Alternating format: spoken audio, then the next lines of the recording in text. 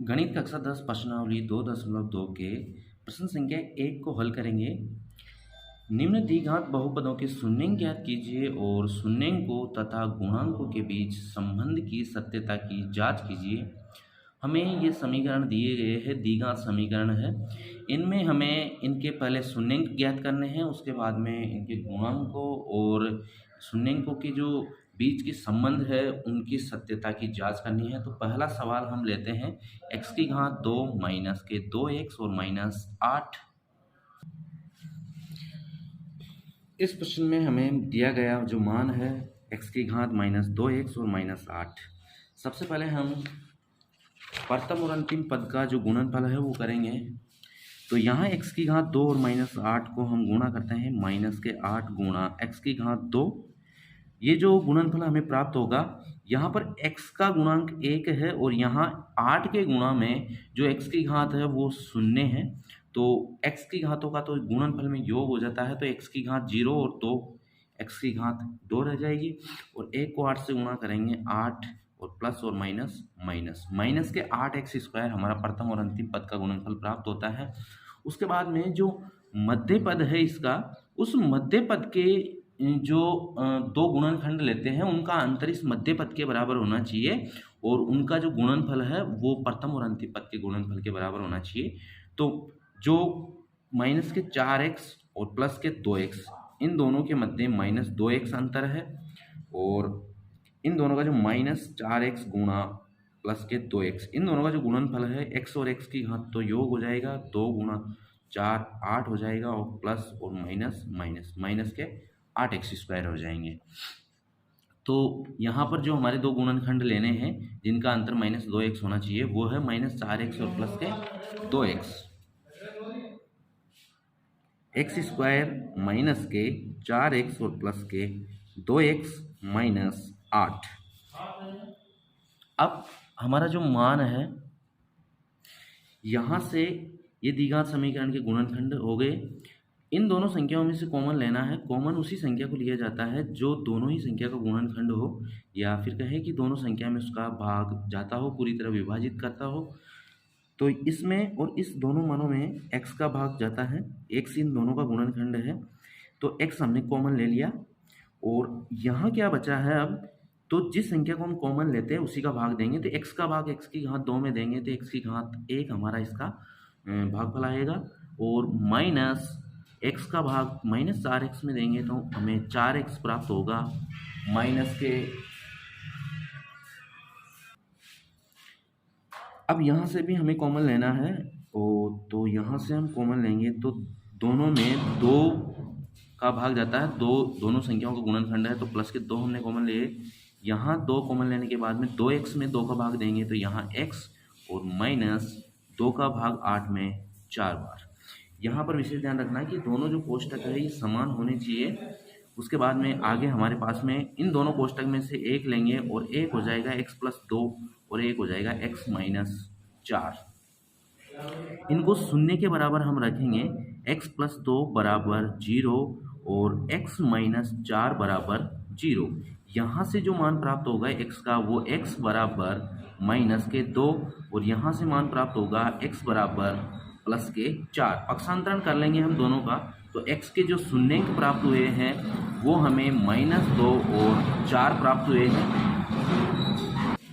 अब ये शून्यंक प्राप्त होने के बाद में अब शून्यंकों और गुणांकों के बीच की जो संबंध है उनकी सत्यता की हम जांच करेंगे। तो यहाँ पर सूत्रों से मान ज्ञात करेंगे। शून्यंकों तथा गुणांकों के मध्य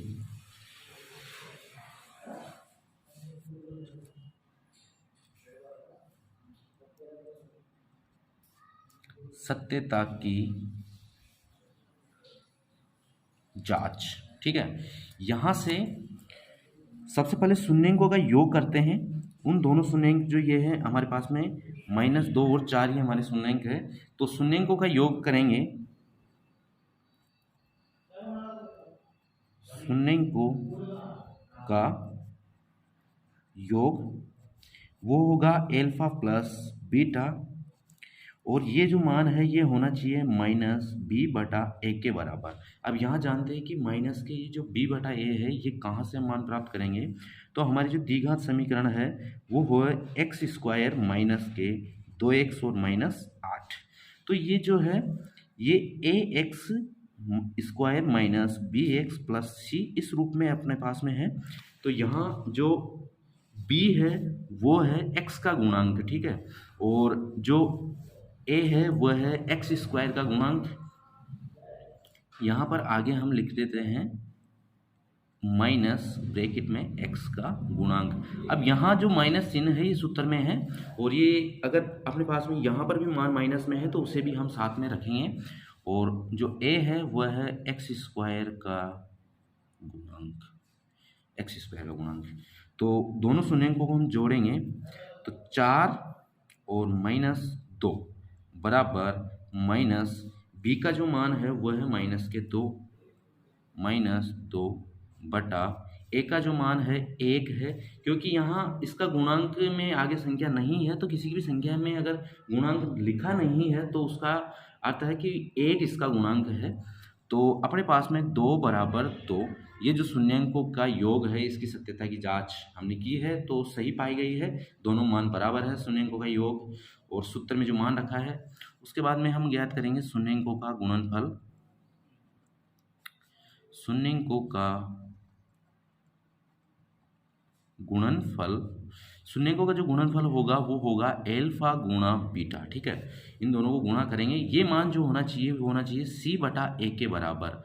अब c क्या है, यहाँ पर c है अचर पद,